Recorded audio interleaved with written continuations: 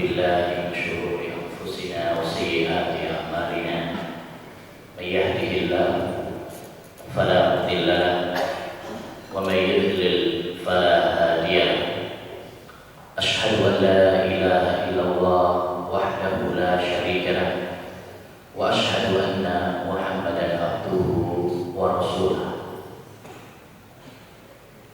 يقول ربنا تبارك وتعالى يا أيها الذين آمنوا اتقوا الله حق تقاته ولا تموتن إلا وأنتم مسلمون وقال يا أيها الذين آمنوا اتقوا الله وقولوا قولا سديدا يصلح لكم أعمالكم ويغفر لكم ذنوبكم ومن يطع الله ورسوله فقد فاز فوزا عظيما أما بعد فإن أصدق الحديث كتاب الله وخير الهدي هدي محمد صلى الله عليه وسلم وشر الأمور محدثاتها وكل محدثة بدعة وكل بدعة ضلالة وكل ضلالة في النار.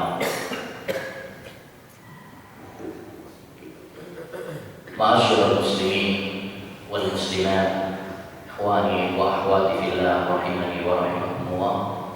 Alhamdulillah, kita bersyukur kepada Allah Subhanahu wa taala karena hanya dengan anugerah dan rahmat Allah Subhanahu wa taala sajalah pada subuh kali ini kita dikumpulkan di salah satu rumah dari rumah Allah Subhanahu wa taala untuk melaksanakan salah satu ibadah yang mulia, yaitu sholat subuh secara berjamaah, kemudian dilanjutkan dengan majelis ilmu, dengan majelis zikir yang kita mohon kepada Allah Subhanahu wa taala agar Allah menjadikan majelis ini majelis yang bermanfaat, majelis yang berfaedah, menambah iman dan menambah amal soleh bagi kita semuanya.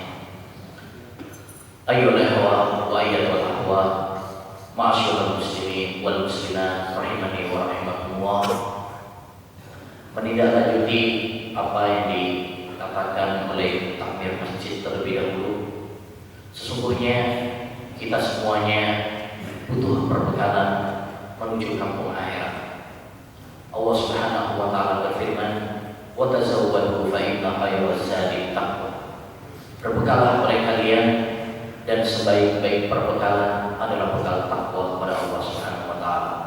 Bekal amal saleh itulah yang bermanfaat di suatu hari yang tidak bermanfaat lagi harta dan anak-anak kita. Yauma la yanfa'u malun wala banun illa man atallaha biqalbin salim. Pada hari itu tidak bermanfaat harta dan anak-anak, tahta, kedudukan, semuanya tidak bermanfaat kecuali orang yang datang menghadap Allah Subhanahu wa taala dengan hati yang bersih, dengan hati yang selamat dari penyakit syubhat dan penyakit syahwat. Oleh karenanya hendaknya bagi kita semuanya untuk saling bekerja sama, untuk saling bahu-membahu, untuk mengemban amanat perkembangan dakwah Islam yang mulia ini. Allah berfirman, "Ya ayyuhalladzina amanu kunu ansarallah." Wahai orang-orang yang beriman, jadilah kalian penolong-penolong agama Allah Subhanahu wa taala. Jadilah kalian penegak syiar Islam.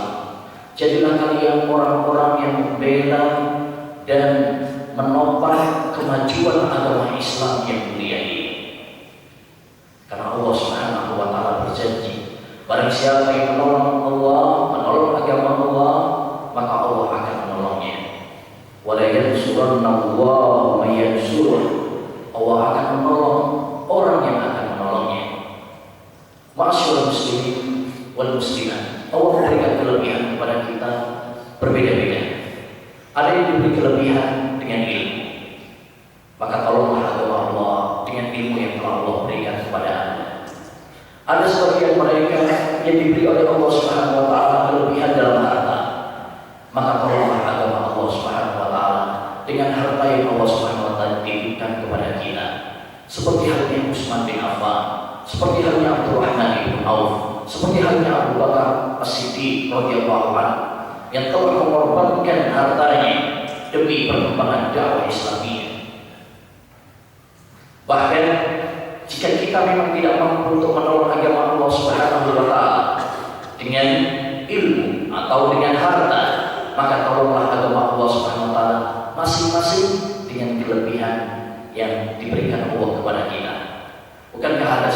wanita yang menolong agama Allah Subhanahu wa taala hanya dengan membersihkan masjid. Apalagi kalau dengan sampai membangun masjid, kita menopang bangun masjid. Allah Subhanahu wa taala berfirman, Rasulullah SAW bersabda, "Man bana masjidan lillah, bana Allahu lahu baitan fil jannah." Barang siapa yang membangun masjid ikhlas karena Allah Subhanahu wa taala, maka Allah akan bangunkan baginya suatu rumah di surganya. Yakinlah bahwa dengan sedekah, dengan infak, Allah Subhanahu wa taala akan memberkahi dan mengembangkan harta-harta kita. Allah berfirman dalam surat As-Salah ayat 39, "Wa ma anfaqtum min syai'in fa huwa yukhlifuh." Apa yang kalian infakkan, Allah Subhanahu wa taala yang akan menggantinya. Bahkan dalam sebuah hadis Rasulullah sallallahu alaihi wasallam bersabda, "Man tasaddaqa bi adli tamratin min kasbin thayyib." Barang siapa yang bersedekah walaupun hanya dengan sebuah kurma dari usaha yang halal, wala yaqbalullahu illa thayyib, dan Allah Subhanahu wa taala tidak menerima kecuali yang baik. Fa innallaha yaqbaluha bi yamin. Sesungguhnya Allah Subhanahu wa taala menerima sedekahnya dengan tangan kanannya. Summa yurbiha li sahibiha. Kemudian Allah Subhanahu wa taala mengembangkan sedekahnya tersebut, kama yurbi ahadukum fuluwahu hatta takuna misal jabal. Seperti halnya salah seorang di antara kalian mengembangkan kudanya sampai sedekahnya tersebut berkembang seperti gunung. Dan demikian juga Rasulullah sallallahu alaihi wasallam pernah bersabda, "Ma min yawmin yusbihu fihi al-ibad illa malakan yanzilan." Tidak ada suatu hari di mana seorang hamba berpagi-pagi kecuali akan turun dua malaikat. Fayaqulu ahaduhuma, "Allahumma ati munfiqan khalafa." Satu malaikat mengatakan, "Ya Allah, berikanlah kepada orang yang bersedekah pada hari ini penggantinya." Wa yaqulul akhar, dan malaikat yang lain mengatakan, "Allahumma ati mumsikan talata." Ya Allah, berikanlah kepada orang yang pelit, orang yang bakhil, yang tidak memberikan harta yang telah Allah Subhanahu wa taala titipkan kepadanya untuk di jalan Allah Subhanahu wa taala, membela syariat Islam dan kehancuran. Maka keberkahan harta adalah apabila kita mewujudkannya dalam hal-hal yang diridhoi oleh Allah Subhanahu wa taala. Harta adalah titipan Allah Subhanahu wa taala. Kita akan ditanya oleh Allah Subhanahu wa taala dari mana kita mendapatkannya dan untuk apa kita pergunakan. Rasulullah sallallahu alaihi wasallam bersabda, "La tazulu qadama 'abdin yaumil qiyamah hatta yus'ala an arba." Tidak akan bergeser dua kaki seorang hamba sampai ditanya tentang 4 hal. Salah satunya, wa an malihi min aina tasaba wa fima anfaqa. Dan hartanya dari mana dia dapatkan dan untuk apa dia belanjakan. Mudah-mudahan kita termasuk orang-orang yang diberi kemantapan iman oleh Allah Subhanahu wa taala sehingga kita menyisihkan sebagian harta yang telah Allah Subhanahu wa taala berikan kepada kita untuk tegaknya agama Islam. Mari kita bertanya kepada diri masing-masing, apa yang telah kita perbuat untuk Islam? Apa yang telah kita persembahkan untuk kemajuan Islam? Ma'asyiral muslimin wal muslimat, para bapak, para ibu yang dirahmati oleh Allah Subhanahu wa taala. Selanjutnya insyaallah taala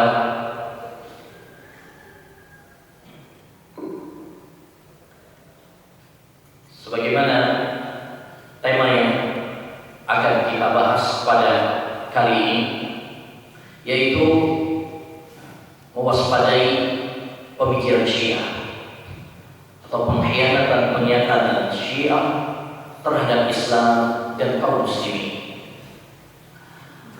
Ma'asyiral muslimin rahimani wa rahimakumullah. Kita perlu untuk membahas tentang sebuah kesalahan dan sebuah penyimpangan. Bukan berarti untuk kita lakukan atau untuk kita ambil, tetapi untuk kewaspadaan bagi kita, sehingga kita tidak terjerumus di dalam membuat kesalahan tersebut. Seorang penyair pernah mengatakan, "Araftu syarra la lisyarri, lakin litawakki, wa man la ya'rifu syarra minal khairi yaqau fi." Saya mengenal kejelekan bukan untuk kulakukan, tapi aku mengenal kejelekan untuk waspadai dan menjauhi. Sebab orang yang tidak mengenal kejelekan, maka ada kemungkinan dia terjatuh di dalamnya tanpa dia sadari. Maka kita mengenal pemikiran-pemikiran Syiah, apalagi sekarang semakin merebak, semakin menyebar, dan yang lebih parah lagi, ada di antara para tokoh-tokoh agama di Indonesia ini yang melegalkan, memberikan sponsor rekomendasi tentang pemahaman-pemahaman Syiah. Sebagian tokoh misalkan mengatakan Syiah itu pada prinsipnya menegakkan sunnah dan keadilan, apapun risikonya.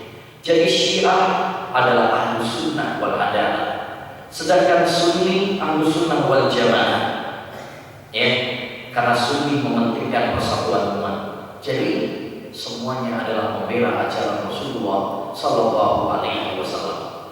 Bahkan ada yang mengatakan bahwasanya perbedaan antara kita dengan Syiah itu hanya sekedar perbedaan seperti dalam masalah fikih saja. Tidak ada masalah-masalah yang prinsip. Oleh karenanya, pergolakan antara Sunnah dengan Syiah hanyalah gejala Arab yang tidak boleh menular di negeri. Bahkan ada sebagian tokoh yang menulis sebuah buku Ahlus Sunnah dan Syiah, mungkinkah bergandengan tangan? Di akhir buku itu mengatakan bahwa Ahlus Sunnah wal Jamaah bisa saja bergandengan tangan dengan Syiah. Oleh karenanya, masyaallah muslimin rahimani wa rahimakumullah, pada kesempatan yang baik ini kita akan menyampaikan tentang sumber asli Syiah, berikut pemikiran-pemikirannya dan kejahatan-kejahatan, pengkhianatan-pengkhianatan Syiah. Lalu yang terakhir kita akan tutup dengan mungkinkah Ahlus Sunnah wal Jamaah bersatu dengan Syiah. Ada permasalahan yang pertama, sumber pemikiran Syiah. Sesungguhnya sumber pemikiran Syiah pada dasarnya adalah dicetuskan oleh seorang Yahudi yang bernama Abdullah ibnu Salam. Dialah yang pertama kali menuhankan Ali bin Abi Thalib dan menyatakan, memproklamasikan untuk benci dan berlepas diri dari Abu Bakar, Umar dan sebagainya. Yang anehnya, banyak orang-orang Syiah pada zaman kita sekarang menyembunyikan hakikat Abdullah bin Salam. Mereka mengatakan bahwasanya tidak ada dalam sejarah orang yang namanya Abdullah bin Salam. Itu hanya khayalan belaka. Mereka menyembunyikan. Oleh karenanya dalam sebuah kitab, seorang ulama menulis sebuah kitab, Abdullah bin Salam, Hakikatul Latmayat. Abdullah bin Salam itu kenyataan dalam sejarah, bukan khayalan. Dari sini dapat kita ketahui bahwa pemikiran-pemikiran Syiah pada dasarnya banyak diadopsi dari Yahudi, sehingga sangatlah wajar banyak kemiripan-kemiripan antara pemikiran Syiah dengan pemikiran Yahudi. Ada sebuah buku yang ditulis dengan bahasa Arab, bahkan telah dicetak dengan 2 jilid. Judulnya Badlul Majhul fi Isbatil Musyabahati Baina Rafidati wal Yahud. Mencurahkan tenaga untuk menetapkan adanya kemiripan-kemiripan antara orang Syiah Rafidah dengan Yahudi, dengan Syiah Rafidah dengan Yahudi. Dalam buku tersebut disebutkan banyaknya kemiripan-kemiripan antara Syiah Rafidah dengan Yahudi. itu bukan suatu hal yang aneh, karena asal pemikiran mereka adalah dari Abdullah bin Sabah, seorang Yahudi. Ada pemikiran mereka yang menyimpang. Saya akan menyampaikan beberapa poin sikap berikut ucapan tokoh-tokoh mereka yang menunjukkan hal ini sebagai bukti, bukan untuk fitnah atau kedustaan. Yang pertama, di antara penyimpangan Syiah, mereka menganggap bahwa Al-Quran yang ada pada umat Islam pada zaman sekarang masih banyak kekurangan, sehingga menurut keyakinan mereka, ya, ada beberapa lafaz Al-Quran, ya, yang diturunkan oleh Jibril kepada Muhammad SAW belum ada pada mushaf kaum muslimin sekarang. Mereka punya mushaf sendiri yang disebut dengan mushaf Fatimah. Seorang syekh mereka, ya, Al-Kulaini, dalam kitabnya Al-Kafi, dan Al-Kafi ini dalam referensi orang-orang Syiah, seperti halnya kitab Sahih Bukhari bagi ahli sunnah. Dia mengatakan, ya, menukil dari Abu Abdillah, seorang imam mereka, Innal Qur'an alladhi ja'a bihi Jibril ila Muhammadin sallallahu alaihi wasallam, sesungguhnya Al-Quran yang dibawa oleh Jibril kepada Muhammad, sab'ata asyara alfi ayat, 17.000 ayat. 17.000 ayat. Padahal Al-Quran yang ada pada kita sekarang ini hanya 6.236 ayat. 6.236 ayat yang ada pada mushaf kita sekarang. Adapun dalam mereka mengatakan 17.000. Kurangnya berapa? 10 ribuan, 11 ribuan. Ini menunjukkan bahwa mereka punya keyakinan bahwa Al-Quran yang ada pada kita sekarang ini masih kurang. Bahkan pada abad 13 ada seorang tokoh Syiah yang membongkar aurat Syiah yang selama ini mereka sembunyikan dengan menulis sebuah kitab yang sangat terang-terangan tentang masalah ini. Seorang tokoh mereka, Husain An-Nuri, yang wafat pada tahun 320 Hijriah, dia menulis sebuah kitab Faslul Khitab fi isbati tahrifi kitab Rabbil Albab. Ya, kalimat pamungkas tentang penetapan adanya perubahan di dalam Al-Quran. Bukankah ini akidah Yahudi yang disebutkan oleh Allah, yuharrifuna al-kalima an mawadi, bahwa orang-orang Yahudi itu merubah-rubah kitab mereka. Ya, mereka pun banyak berubah-ubah, bahkan menafsirkan, mempermainkan ayat Al-Quran. Di antaranya sekedar contoh, misalnya mereka menyatakan firman Allah Subhanahu wa taala, wa in kuntum fi raibin mimma nazzalna ala abdina, jika kalian ragu terhadap apa yang kami turunkan kepada hamba kami, yaitu Rasulullah SAW, mereka mengatakan lafaz abdina itu salah. Yang benar adalah Ali. Wa in kuntum fi raibin mimma nazzalna ala Ali. Jika kalian ragu dengan Al-Quran yang kami turunkan kepada Ali, bukan kepada Abdi. Makanya menurut sebagian ucapan orang-orang mereka bahwa Jibril salah alamat, kesasar, seharusnya memberikannya kepada Ali bin Abi Thalib, ternyata salah diberikan kepada Rasulullah SAW. Bahkan mereka banyak mempermainkan ayat-ayat Al-Quran, menafsirkan dengan serampangan. Sebut misalnya penafsiran orang-orang Syiah tentang firman Allah Subhanahu wa taala, tabbat yada Abi Lahab, celaka kedua tangan Abu Lahab. Mereka tafsirkan kedua tangan Abu Lahab, Abu Bakar dan Umar. Lebih parah lagi, mereka menafsirkan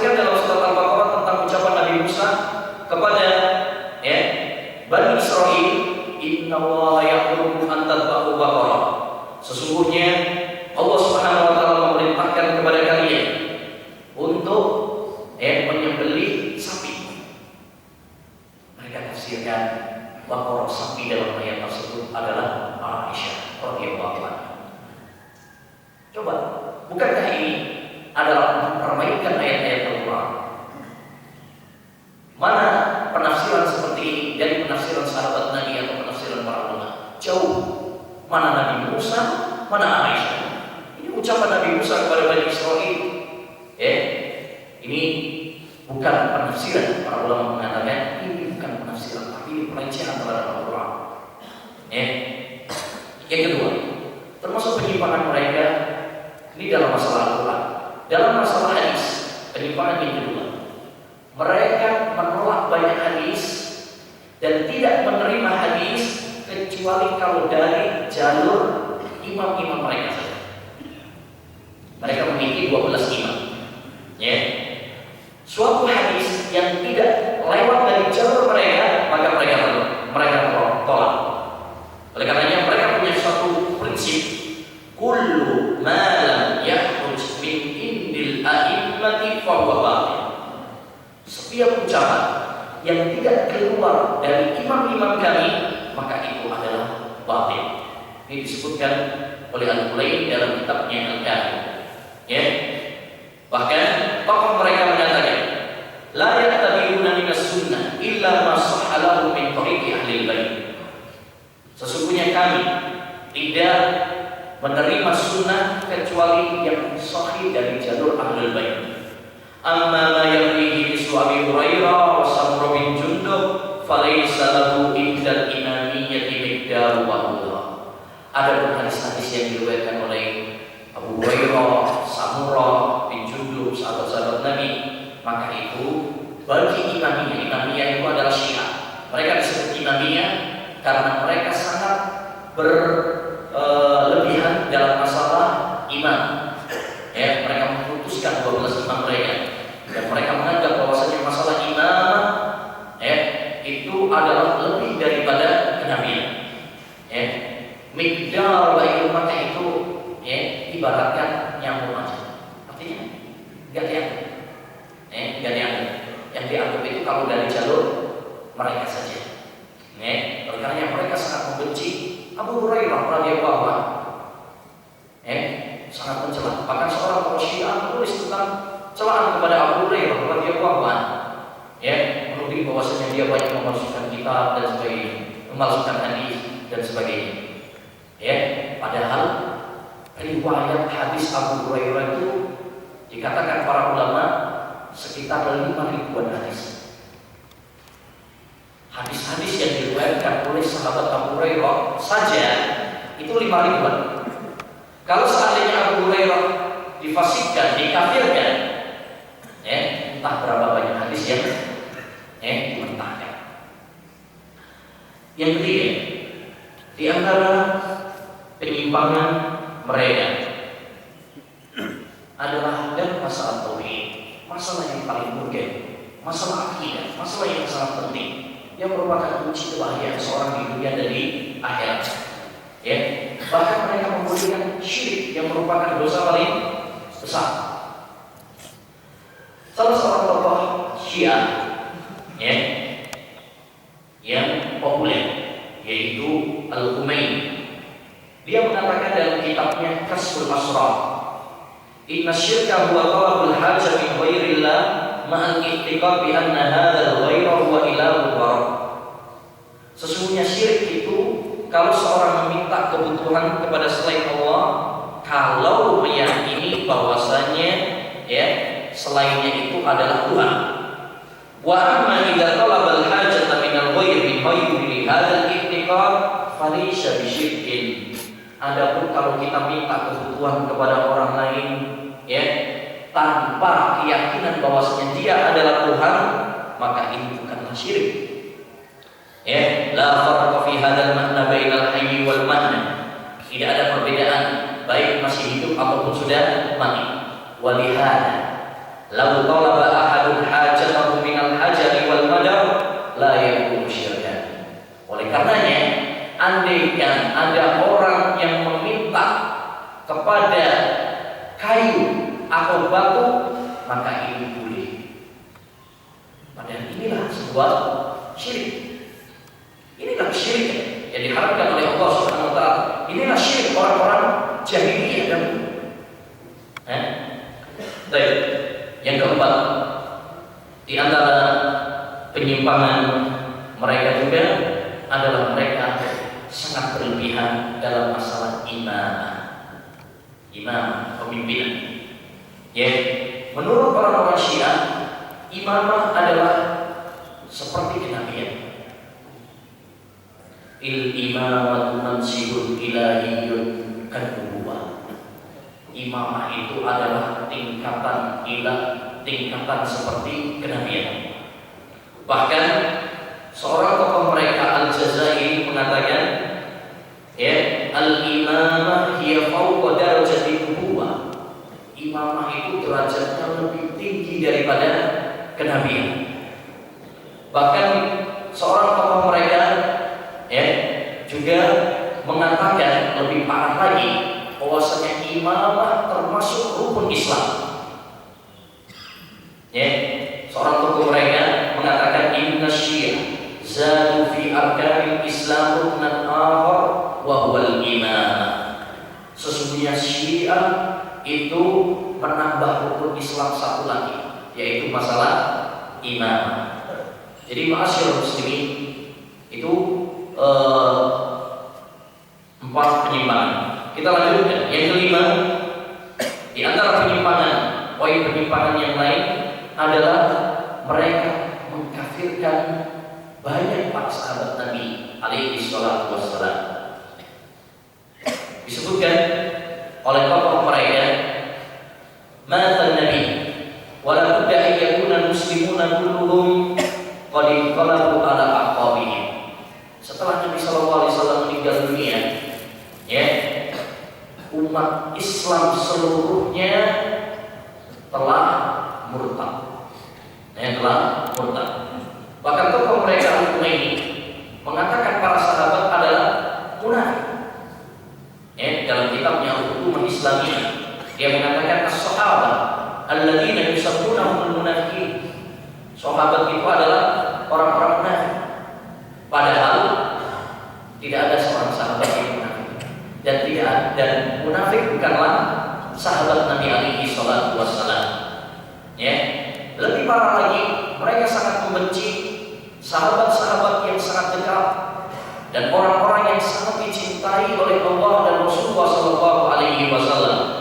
Sebut misalnya Abu Bakar dan Umar, orang yang paling dekat dengan Nabi Muhammad sallallahu alaihi wasallam.